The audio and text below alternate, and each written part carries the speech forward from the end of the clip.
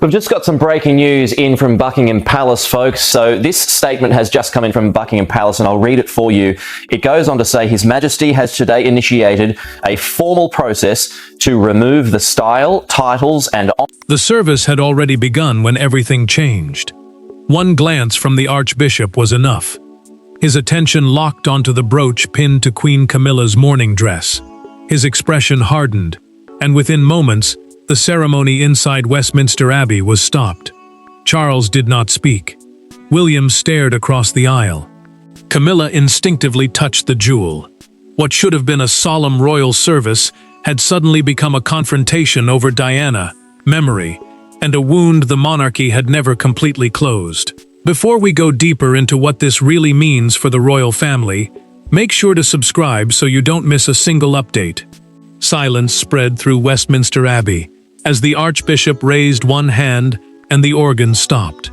The Abbey, the historic church where Britain's most important royal ceremonies are held, was filled with senior clergy, invited dignitaries, Catherine, Princess Anne, and members of the royal household.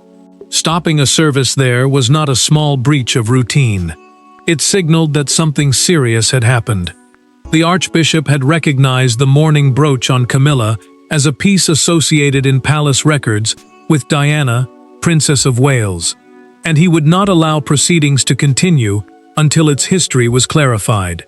Camilla froze when a senior verger approached the Archbishop and whispered something beside him. A verger is an abbey official who helps manage ceremonial order, and this one had just delivered the detail everyone feared. According to a sealed historical jewelry inventory, the brooch had once appeared among pieces connected to Diana's mourning collection. Camilla touched it again, almost defensively.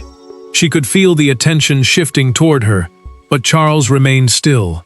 His silence hurt more than any accusation, because it created the terrifying possibility that he already knew something she had never been told. William lowered the service sheet in his hands and stared at the brooch. For him, this was not an argument about ownership or palace procedure. Diana was his mother, and objects tied to her carried memories no inventory could measure. Catherine noticed the change in his expression immediately. He did not speak, but his jaw tightened as the Archbishop quietly confirmed that the service would remain paused. Camilla looked toward the prince, then toward Charles, and neither man offered her an easy escape from the moment. Anne broke the paralysis before anyone else could. She turned toward the senior household officials gathered nearby and asked one question in a low, controlled voice. Who authorized her to wear it? The words changed everything. This was no longer simply about Camilla appearing in Diana's brooch. Someone had selected it, approved it, and allowed it to enter one of the monarchy's most sensitive ceremonies without warning the people who would feel its meaning most deeply. The brooch had stopped a service, but the deeper shock was still hidden. Every person in that front pew had a different reason to fear what its appearance might reveal. Camilla understood immediately that the jewel was no longer decoration. William saw something far more painful, a piece of his mother's story resting against the woman who had occupied the place beside his father. Charles faced an even crueler conflict. Defending his wife could deepen his son's hurt. Remaining silent could humiliate her before the entire royal establishment.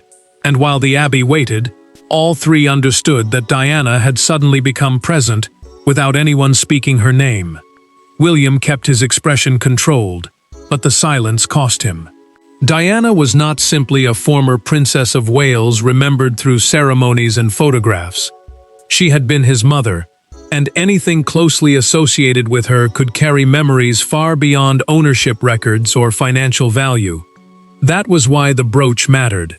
To palace officials, it might have been a historical object. To the prince, it was personal history, sitting inches from the face of a woman whose name had been compared with his mother's for decades. Camilla felt the humiliation harden into anger. She leaned toward an aide and quietly insisted that she had not personally chosen the brooch. It had arrived that morning among her approved mourning jewelry. meaning pieces selected by household staff as suitable for a solemn royal occasion. She had been told of no restriction, no dispute, and no connection strong enough to make the jewel dangerous. Yet now she was the one sitting beneath the weight of everyone's judgment. The Queen Consort knew exactly how quickly the old comparisons with Diana could return, and this time she had walked directly into them without realizing it. Charles looked at the brooch again, and something in his memory shifted.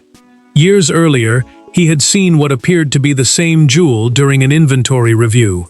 An inventory review is a formal examination of recorded royal possessions, used to establish where important objects came from and how they are managed. The king could remember Diana's name appearing somewhere near the piece, but he could not remember whether she had personally owned it or merely worn it from a wider collection. That uncertainty made his silence even heavier. Catherine watched William carefully, but then her attention moved toward Princess Anne. The Princess Royal was not watching the Archbishop anymore. She was staring directly at Camilla's brooch. Her expression carried recognition, not surprise. Catherine noticed it. So did William. And suddenly the question was no longer simply why the Archbishop had stopped the service. Anne appeared to know something. Charles finally leaned toward Camilla. "Who gave you that?" he asked, barely above a whisper. She turned sharply toward him. For the first time, shock replaced defensiveness. "It came with everything else this morning," she replied. "I was told it was approved." William heard enough to understand that the situation might be larger than Camilla herself. Before he could speak, Anne moved closer and quietly told him that this was not the first dispute involving that brooch. Months earlier, someone inside the palace had already been warned about it.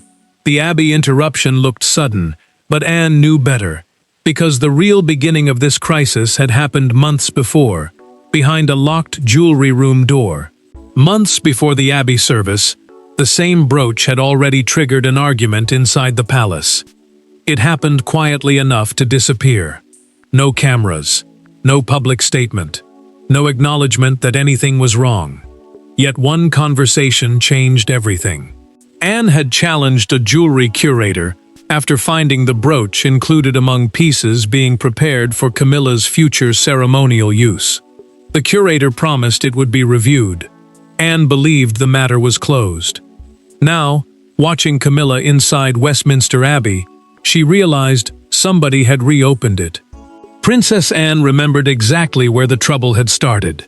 3 months earlier, she had entered the palace jewelry archive during preparations for an upcoming memorial calendar and noticed the mourning brooch resting on a tray marked for Camilla's approved ceremonial rotation. Royal jewelry can fall into several categories: private possessions, inherited family pieces, or items administered through broader royal collections. And those distinctions determine who may legally wear them. But Anne knew legal ownership was only part of the problem. Anything closely associated with Diana carried emotional weight that could not be reduced to an inventory number. Anne asked the curator why the brooch was there. The answer did not reassure her. The official explained that ownership records did not specifically forbid its use by the Queen Consort, and that the piece had therefore been cleared for future selection. Anne pushed back immediately. William and Harry might interpret Diana-linked objects through memory and grief, while palace staff were trained to think through catalogs, access rules, and technical ownership. That difference could create a wound before anyone even realized one was coming. The Princess Royal lifted the velvet tray, looked at the brooch, and set it firmly back onto the archive table. "Do not let this become a family wound," she told the curator. The official became visibly uncomfortable and promised the piece would be removed pending further review. Anne left believing the matter had been contained. She had no reason to think the warning would be ignored. Then the record changed. A handwritten notation attached to the earlier inventory had identified the piece with the words DPW mourning use, a shorthand reference linking it directly to Diana, Princess of Wales. Yet when Anne later requested the digital preparation file, that notation was missing. The brooch had quietly reappeared on Camilla's permitted list. Worse, a documented internal account showed that a senior household official had restored it without reopening the consultation Anne had demanded. Charles listened as she explained this after the Abbey interruption, and his expression hardened. Camilla had not simply chosen a controversial jewel. Someone inside his own household had overruled a warning, stripped away the emotional context, and allowed the decision to reach her without explanation. Anne wanted one thing now: the name. By the time the Abbey doors closed behind them, the question was no longer whether Camilla should remove the brooch. It was who had put it there, and why Anne's warning had been overridden. The confrontation happened away from the congregation, but nothing about it was gentle.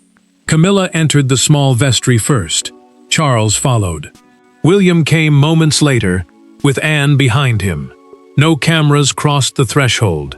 No aides were invited into the center of the conversation. The Archbishop had asked only for clarity before resuming the service. Instead, the room became the place where decades of royal pain finally collided with one small piece of jewelry. Camilla stood waiting for someone to explain why she had been pulled away from the service. The vestry, a private room beside the Abbey used by clergy and senior participants during ceremonies, offered enough separation to keep the confrontation away from the congregation. But privacy did not make it easier.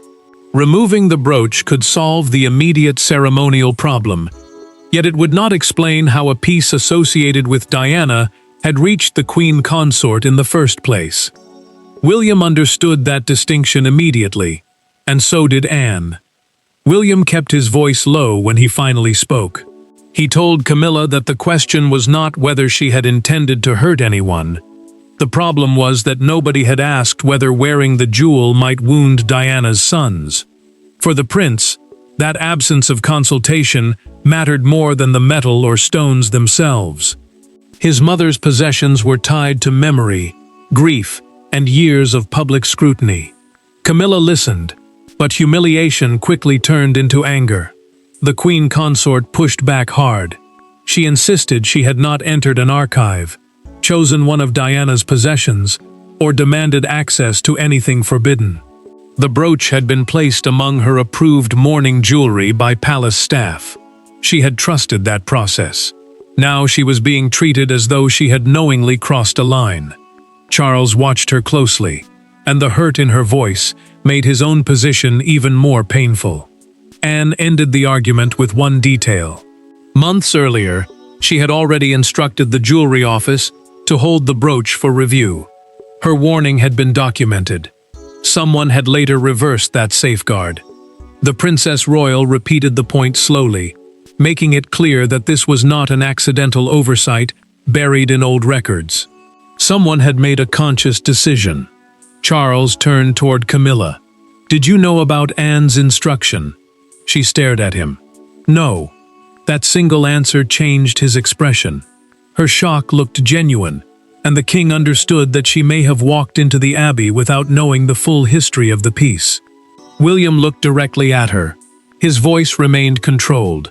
"Please take it off." Camilla hesitated. Then she reached for the brooch, unpinned it, and placed it on the table between them. No one touched it. Charles refused to let the silence become the ending. Before the service resumed, he ordered the head of the household jewelry office summoned immediately. Camilla had removed the brooch, but Charles had just transformed a painful family confrontation into an internal royal investigation, and somebody would have to explain the decision. Charles did not raise his voice. That made the meeting worse. The king sat across from the senior household official responsible for ceremonial jewelry approvals and placed the brooch on the table between them. Anne stood nearby. William remained silent. Camilla had returned to another room and refused to attend. One decision had halted a service and reopened one of the monarchy's deepest emotional wounds. Charles wanted a simple answer. Who put Diana's brooch into his wife's selection? Charles knew the process was complicated, but he also knew complexity could not become an excuse. Ceremonial jewelry selections often move through curators, dress staff, private secretaries, and senior household approvals before reaching a royal. That means a person can wear a piece without personally selecting it. Yet as head of the household, the monarch still carried responsibility for what his staff allowed to happen.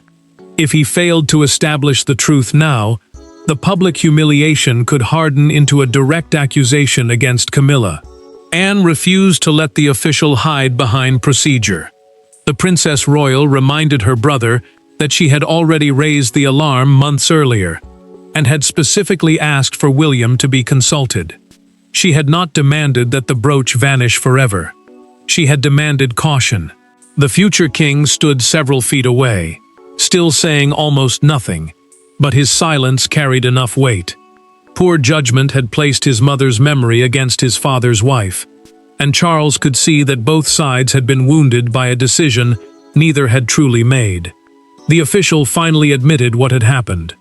After reviewing palace ownership records, he had restored the brooch to the approved selection, because no formal restriction prevented Camilla from wearing it. An approval chain is simply the sequence of staff decisions required before an item reaches a working royal, and somewhere inside that chain, legal permission had been treated as emotional permission. Anne immediately challenged him. Her warning had never been about ownership alone. Then came the confession that changed the room. The official acknowledged that the Diana-related annotation had been removed from the final briefing. The note had been treated as an emotional note, not an ownership restriction, and therefore judged unnecessary for Camilla's staff. Charles removed his glasses and placed them beside the file. "You knew what it meant," he said, "but decided the meaning didn't matter?" The official did not answer. William finally looked toward his father. Anne remained rigid beside him. Charles no longer needed another explanation. He ordered every Diana-associated item temporarily frozen from reassignment until the prince and relevant family members could be consulted. The rule would take effect immediately. That decision protected the collection, but it could not protect Camilla from what happened next, because when the service finally resumed, everyone noticed that the brooch was gone. When Camilla returned to the abbey, the empty space on her mourning dress said more than any palace statement could have. She kept her eyes forward. Charles walked beside her but did not reach for her hand. William resumed his place without looking across the aisle. The service continued, yet the atmosphere had changed completely. What had disappeared from Camilla's collar had become impossible for everyone in the building to ignore. Camilla understood exactly what the missing brooch now meant. The Archbishop had resumed the service once the disputed jewel was removed, preserving the ceremonial purpose of the gathering and preventing the confrontation from consuming the entire occasion. But the interruption had already been seen. Guests remembered the brooch on her dress before the pause, and now they could see the bare fabric where it had been. No explanation was necessary. The Queen Consort felt exposed by the silence itself. William felt no sense of victory. Protecting Diana's memory had mattered deeply to him, but watching Camilla return without the jewel carried a different kind of pain. His mother had been at the center of his reaction, yet another person had now been humiliated because palace officials failed to understand the emotional force of what they were handling. The prince kept his attention on the service, but he could not ignore the cost of what had just happened. Camilla felt something colder than embarrassment. She felt betrayed. Staff had approved the brooch, prepared it for her, and allowed her to enter Westminster Abbey without telling her that it carried a direct association with Diana. After years of public comparison, she had been placed in the one situation she would have most wanted to avoid. Later, alone for several minutes, she removed one glove and pressed her fingers against the empty fabric near her collar. "I should have been told," she said quietly to her dresser. Charles received the next blow during the reception. A documented internal briefing confirmed that the senior official responsible for restoring the brooch to Camilla's selection had been suspended from jewelry selection duties pending a full review.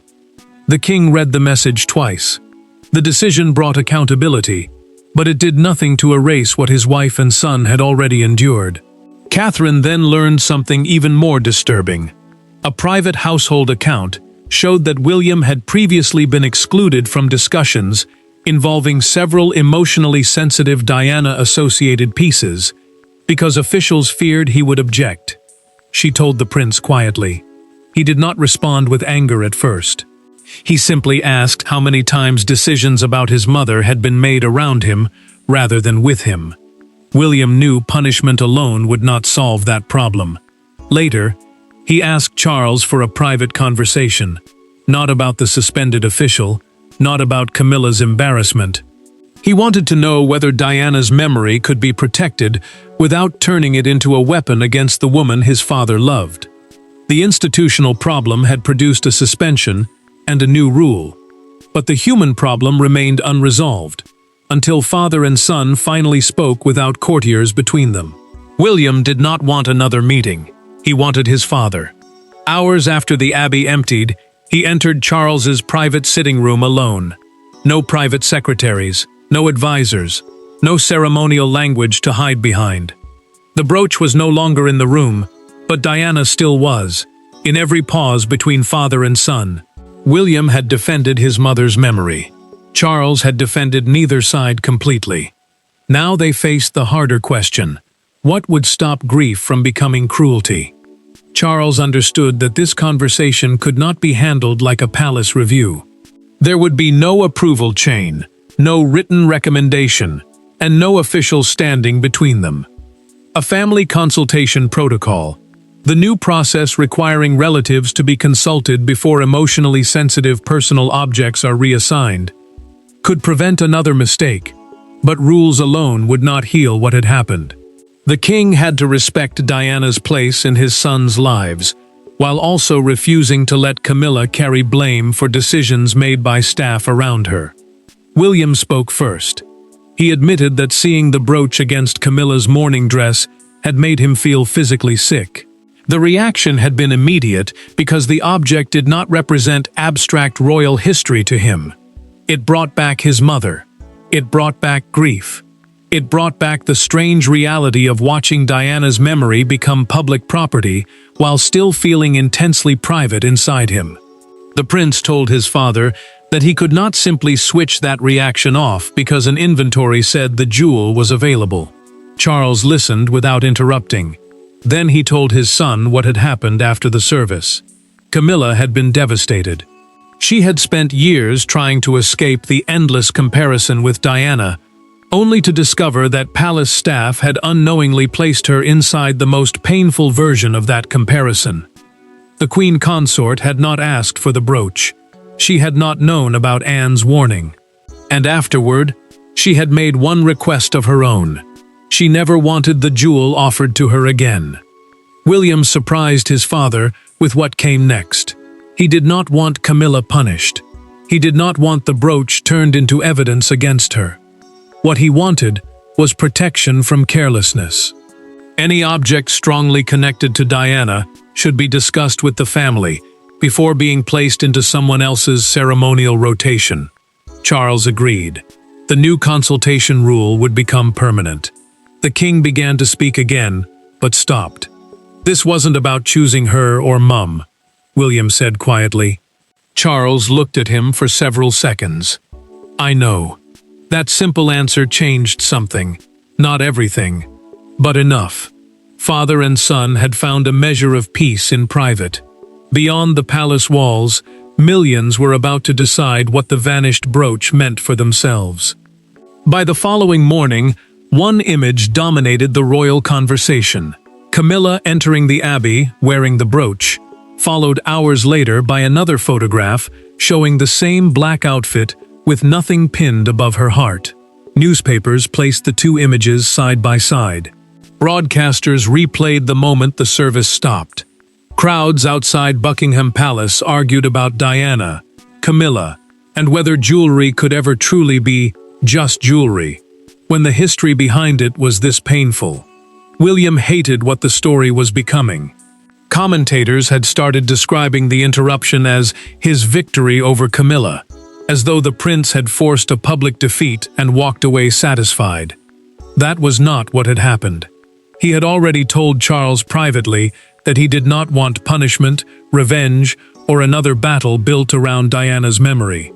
Yet once the images reached television screens, the emotional complexity disappeared.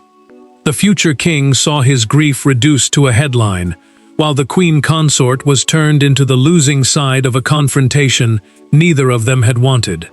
Camilla felt the humiliation return the moment television discussions replayed her reaction inside the abbey. She heard presenters debate whether the brooch had been insensitive, provocative, or simply a disastrous staff error. The queen consort refused to blame William. She knew he had not selected the jewel, and she knew his response had come from something deeply personal. Still, hearing Diana's name linked to her own once again reopened a wound she had spent years trying to live beyond. Charles stayed close, but even he understood that no private reassurance could stop the public debate now. The palace finally issued a short written confirmation that procedures governing historically sensitive jewelry had been revised. Historically sensitive jewelry means pieces whose ownership may be clear, but whose personal associations carry unusual emotional importance for the royal family. The statement did not accuse Camilla, William, or any individual royal. Instead, it quietly confirmed that the selection process itself had failed. Separately, the Archbishop's office explained, through an official statement, that the pause had been intended to preserve the dignity of the service, not punish anyone present. Then one front page captured the entire crisis. A major London newspaper printed 2 photographs beneath the words, "The brooch, then and gone." One showed Camilla arriving with the jewel. The other showed her after returning to the service without it. Outside Buckingham Palace, visitors began leaving flowers marked with Diana's name. Some defended William. Others expressed sympathy for Camilla.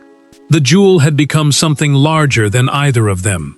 Britain had turned the brooch into a symbol, but the royal family still controlled one thing the headlines could not: the brooch's final destination. The final decision was deliberately quiet. No ceremony marked it. No announcement was staged beside palace gates. Charles, William, Camilla, and Anne agreed that the brooch would not return to anyone's public wardrobe.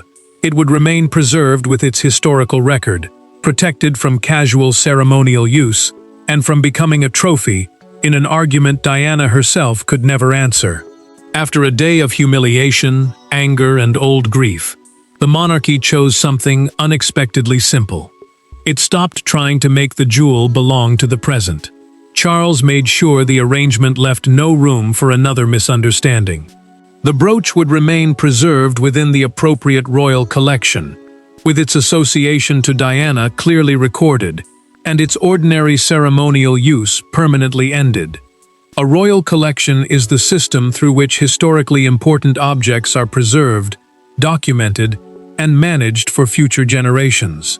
The king also approved a permanent consultation process for deeply personal family objects, meaning ownership records could no longer be treated as the only thing that mattered when grief, memory, and family history were involved. Camilla accepted the decision without protest. The queen consort had already told Charles through a private recorded conversation that she never wanted to be offered the brooch again. What had begun as humiliation slowly became relief. She no longer had to fear that the same object might drag her back into another painful comparison with Diana. William also reached a difficult conclusion. The prince accepted that she had not deliberately taken something connected to his mother, and that the real failure belonged to officials who had stripped emotional context from the decision. Anne saw her earlier warning finally given the weight it should have carried from the beginning. The Princess Royal's documented instruction became the foundation for the new safeguards governing Diana-associated pieces. The senior jewelry official, who had restored the brooch to Camilla's approved selection, lost ceremonial selection authority. Charles made the distinction clear. The failure had been one of judgment, disclosure, and respect. It had not been a deliberate act of provocation by his wife. William faced the brooch one final time before it was returned to storage. Camilla remained nearby, but neither of them reached for it. No accusation passed between them. No victory was claimed. Charles closed the archive box himself, and Anne watched in silence as the lid came down.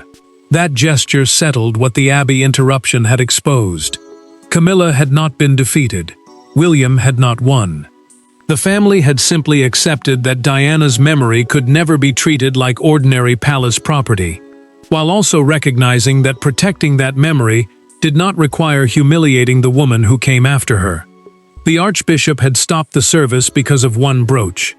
By the end of the day, the family had stopped something far more dangerous: the habit of allowing unresolved history to speak through objects, when the people involved were finally capable of speaking to one another. Thanks for watching. Please don't forget to like and subscribe, and we will see you in next one.